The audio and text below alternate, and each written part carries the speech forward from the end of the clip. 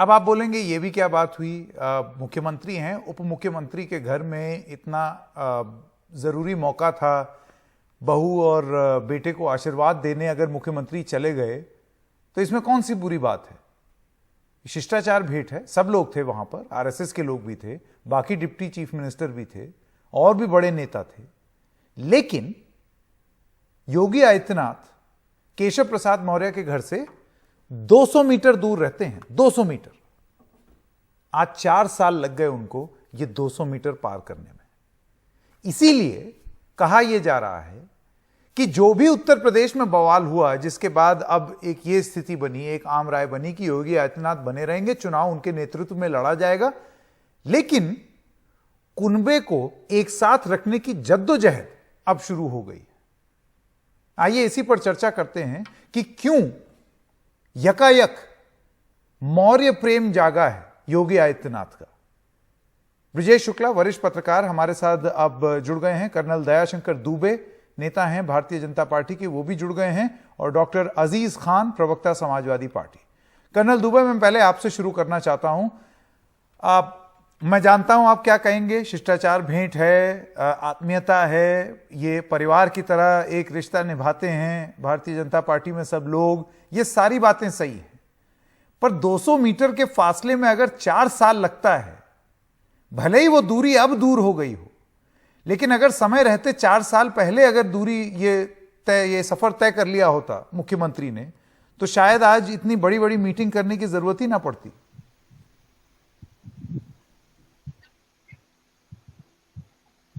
संकेत जी, जब आप अपनी बातें रख रहे थे तो मुझे बड़ा क्लियर था कि आप चाहते क्या हैं, कि किस तरह की वार्ता हो। तो वो वार्ता बड़ा स्पष्ट है कि पहली बात तो ये हमें समझना होगा कि एक लोकतंत्र के अंदर उत्तर प्रदेश में एक मुख्यमंत्री अपने उप मुख्यमंत्री के आवास पर जाते हैं, जहां पर बच्चों की शादी हुई है, और 23 मई को उनका रिसेप्शन था, जो हो न सका कोरोना की वजह से। आज सभी मुख्य लोग, हम एक सबकी बात नहीं कर रहे हैं, मुख्य लोग से कुछ लोगों को वहां आमंत्रित करके, यदि उन्होंने आमंत्रित किया है और मुख्यमंत्री जी वहां गए हैं, तो स्वागत है। थोड़ा देर आपके इशारे पर चलता हूं, जो आपने संकेत में कहा था कि इतना समय क्यों लग गया। ये आपका सही कहना है कि कालिदास मार्ग 5, 6 और 7 में रहते हैं उप मुख्यमंत्री जी। आमतौर से ये चाहे किसी भी पार्टी की सरकार रही है, एक ये परंपरा बनी हुई है कि मुख्यमंत्री का कार्यालय एक तरह से वो सरकार का आधिकारिक आवास जो होता है, वो एक कार्यालय के तरह से होता है। हाँ, यदि यही चीज आप तब कहते जब केशव जी वहां नहीं गए होते, लेकिन केशव जी तो हर बार जाते हैं, जब भी मीटिंग होती है वो वहां पहुंचते हैं। तो जो आपका आशय था निकालने का, या समाज का जो आशय है जिसको लेके आप चिंतित हैं, मुझे लगता है ये निर्मूल है। लेकिन आज गए, चलिए थोड़ी देर आप ही की बात को मैं मान लेता हूं कि जो आप सोच रहे हैं यदि ऐसा भी है, तो गए तो बड़ा शुभ संदेश है, इसका तो स्वागत किया जाना चाहिए। इससे किसी के लेकिन ये जो लगातार कर रहा हूं, एक के बाद एक मीटिंग हो रही है, जो एक के बाद एक मीटिंगों का होना, सिलसिला जारी रहना, तो जाहिर सी बात है एक प्रयास है, भले ही 4थे साल में, लेकिन एक प्रयास है कि किस तरीके से सब लोग साथ रहें। अब इसका असर क्या दिखेगा जमीन पर, वो कर्नल दुबे मैं आपके पास वापस आता हूं और आप उसका जवाब दे दीजिएगा। डॉक्टर खान, मैं आपसे जानना चाहता हूं कि देखिए, या तो समाजवादी पार्टी जैसा हाल होता कि फरवरी में चुनाव है ना, और सितंबर 2016 तक घर में एकदम घमासान, यहां पर तो घर में घमासान हुआ होगा, लेकिन उन्होंने बहुत पहले ही उसको ठीक करने की कोशिश की। देखिए संकेत जी, 2-3 बातें कहनी है। अभी मैं बीजेपी के संभ्रांत साथी की बात सुन रहा था, और मुझे बहुत अफसोस है कि जिस तरीके से वो बात को घुमाने फिराने की कोशिश कर रहे हैं। देखिए, प्रदेश की जनता बात को समझती है। देखिए, 2017 में जो चुनाव हुआ, वो पिछड़े समाज को चेहरा बना करके, केशव प्रसाद जी को चेहरा बना करके जिस तरीके से चुनाव बीजेपी लड़ी और मैदान में आई, लेकिन एक पैरासूट से कहीं ना कहीं योगी जी को लाके उतार दिया गया। ये आक्रोश कहीं ना कहीं जनता के मन में और नेताओं के मन में और अंदर खाने चलता रहा। बीजेपी लगातार 4.5 सालों से उसका पटाक्षेप करने का प्रयास करती रही, लेकिन पटाक्षेप नहीं हो पाया। जिस तरीके से योगी जी ने अपना अड़ियल रवैया दिखाया, वाकई में ये बहुत दुखद है। इनके विधायक तक एक नहीं खुश है, 200 विधायकों ने इनके खिलाफ धरना प्रदर्शन कर दिया था। मैं दूसरी बात बताना चाहूंगा, यही माननीय केशव प्रसाद मौर्य जी हैं, ये एक फाइल अपने मन से कोई अप्रूव नहीं करवा पाए, अब तक करवा पाते रहे जब तक योगी जी का उसमें संतुष्टि नहीं आ जाती रही। मन में एक बड़ी सी बहुत अंदर खाने बहुत कुछ चल रहा है।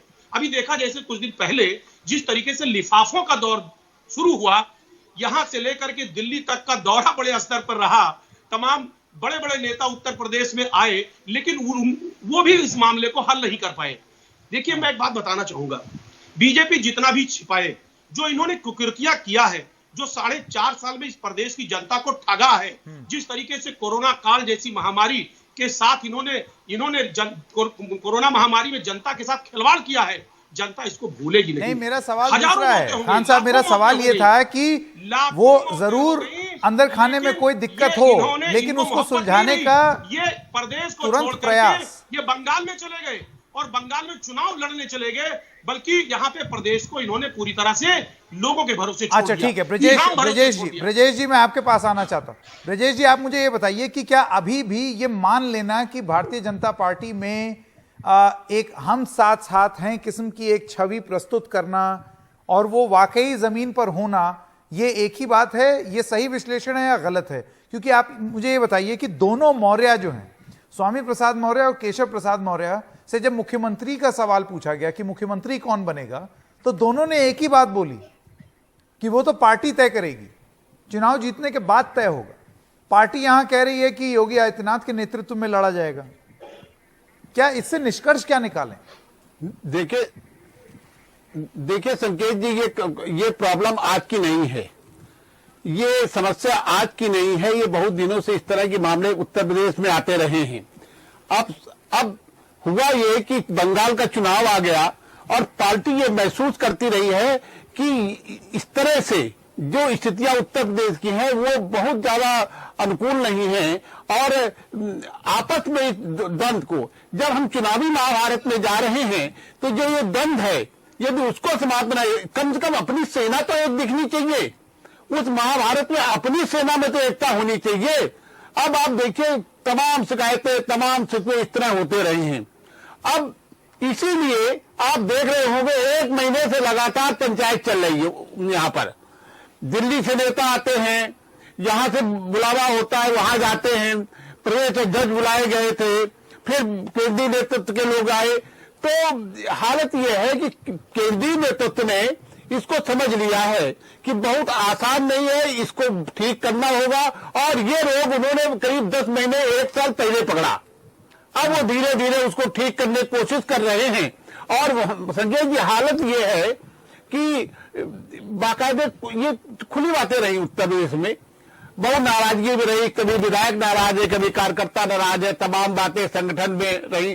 तो उसको जो कील काटे हैं, अब केंद्रीय नेतृत्व ने सब अपने हाथ में लिया है, और जो कील काटे हैं, जिसको रहते चुनाव को अच्छे ढंग से नहीं जीता जा सकता, उसको दूर कर रहे हैं, उसकी कोशिश कर रहे हैं। संदेह है कि केंद्र नेतृत्व ने पूरी तरीके से ये जो दिक्कतें हैं इनको अपने हाथ में लिया भी है या नहीं, या अभी भी योगी प्रमुख रूप से नहीं, उनका वो पूरी संजय जी स्थिति ये है कि पूरी उनकी नजर है, वो लगातार बैठकें कर रहे हैं, यहां तक कि अन्य दलों के नेताओं को बुला करके वहां बैठकें की हैं, सहयोगी तलाशे जा रहे हैं, कुछ लोग स्वयं मिलने जा रहे हैं, और सब दिल्ली में ही मिल रहे हैं।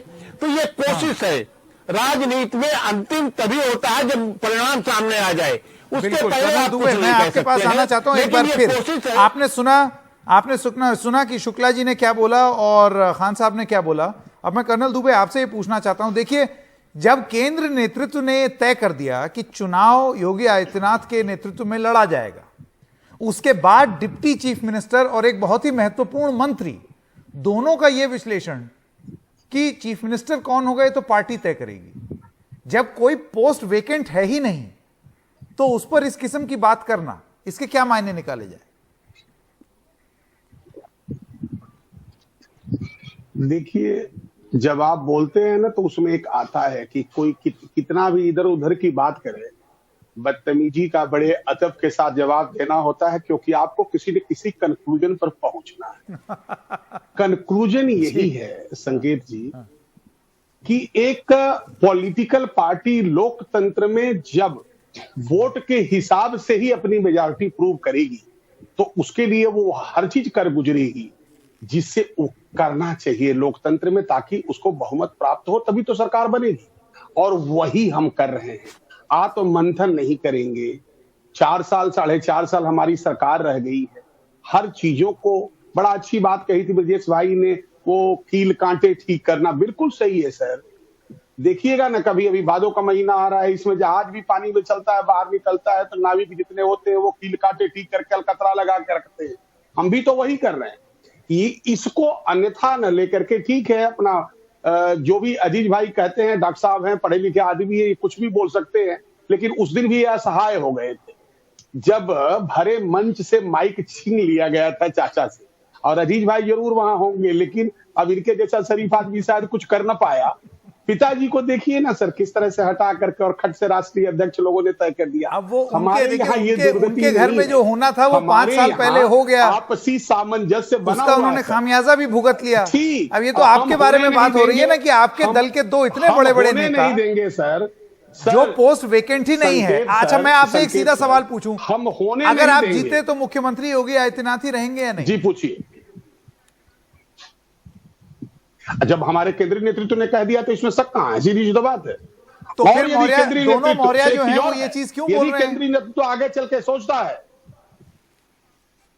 उन्होंने ऐसा कुछ नहीं बोला है। मैं तो देखता रहता हूं उनका इंटरव्यू, बराबर देखता रहता हूं। यदि ऐसा बोला होता तो आज का इतने अच्छे से वातावरण में एक दूसरे के घर जा रहे हैं, मिल रहे हैं, जुल रहे हैं। आज शाम को भी मीटिंग हुई है कार्यालय में। ये सब चीजें हो रही है, ऐसे ही हो जा रही है सर। इतना होता यदि दूसरी पार्टियों में, सपा उपा में, तो अब तक तो जुतम पजार होता। एक चीज, मेरे पास समय खत्म हो गया है। हम लोग एक कर्नल दुबे, डॉक्टर खान और ब्रजेश जी, आप तीनों का बहुत बहुत धन्यवाद। एक चीज तो आप कर्नल दुबे की पार्टी को यह देना पड़ेगा कि चाहे जितना ओहापोह हो घर के अंदर, बाहर जो है वो आप एक बहुत ही बढ़िया सुंदर छवि प्रस्तुत होते हुए देखते हैं। अब ये किस हद तक आप जनता को मना ले जाएंगे कि सब कुछ ठीक है और हम साथ साथ हैं, वो देखते बनेगा। एक छोटे से ब्रेक के लिए रुक रहे हैं, अभी हाजिर होते हैं।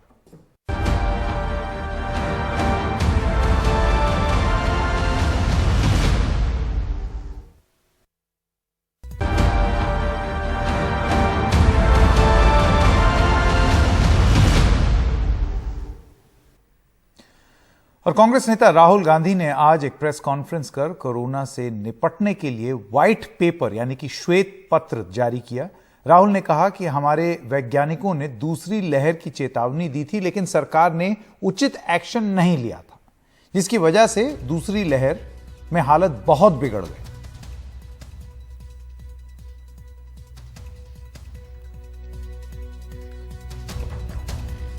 दो तरीकों की कोविड डेथ्स होती हैं। एक कोविड डेथ होती है नीडलेस डेथ, मतलब ये नहीं होनी चाहिए थी। इस व्यक्ति को आसानी से बचाया जा सकता था मगर उसको नहीं बचाया गया। उसका सबसे बड़ा कारण ऑक्सीजन लिमिटेशन, कि हम उनको सही टाइम पे ऑक्सीजन नहीं दे पाए। इस देश में ऑक्सीजन की कोई कमी नहीं है। जितने ऑक्सीजन की जरूरत यह देश प्रोड्यूस करके दे सकता है। तो जो नीडलेस डेथ्स हुई हैं,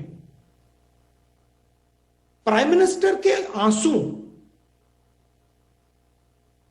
उन परिवारों के आंसू को नहीं मिटा पाएंगे।